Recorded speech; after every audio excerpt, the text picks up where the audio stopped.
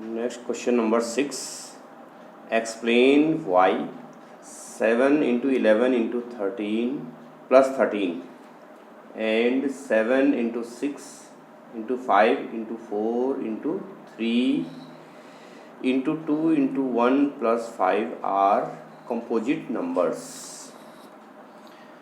जांच कीजिए कि 7 into 11 into 13 plus 13 और 7 into 6 into 5 into 4 into 3 into 2 into 1 plus 5 भाज्य संख्याएं क्यों हैं। तो इनको हमें वेरीफाई करनी है, जांच करना है। तो उसके लिए इसका जो सॉल्यूशन है, पहले आप इसका जो 2 पार्ट्स असल में इसमें, तो जो फर्स्ट वाला पार्ट है 7 इंटू 11 इंटू 13 प्लस 13, इसको सॉल्व करेंगे।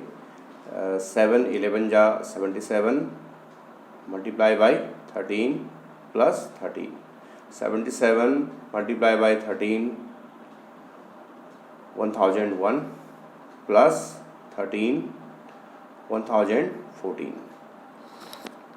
प्राइम फैक्टर्स ऑफ 1014 1014, 2 5 जा 10, 0 2 7 जा 14, 3 1 जा 3, 3 6 जा 18, 3 9 जा 27, 13 13 1 जा 13, 13 3 जा 39, 13 1 जा 13। Prime factors of 1014 equal to 2 into 3 into 13 square, 13 2 times 13 into 13 13 square. So the number 7 into 11 into 13 plus 13 is composite number. Is a composite number.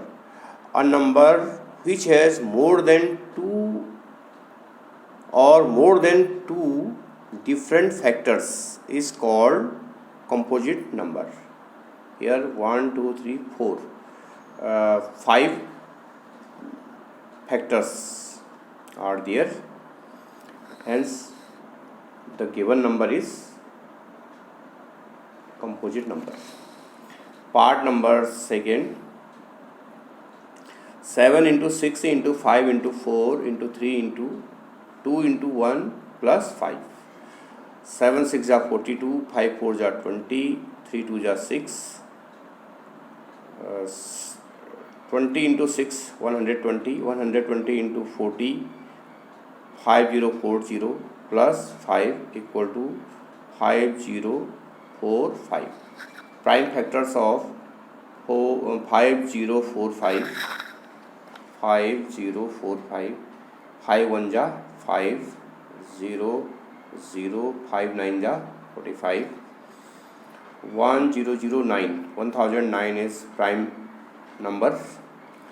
1009 divided by 1009 one time. तो prime factors 5 into 1009. So the second number is also composite number. And question number 5 and question number 7 are homework. Question number 5 and 7 of exercise number 1.2 NCERT book are homework.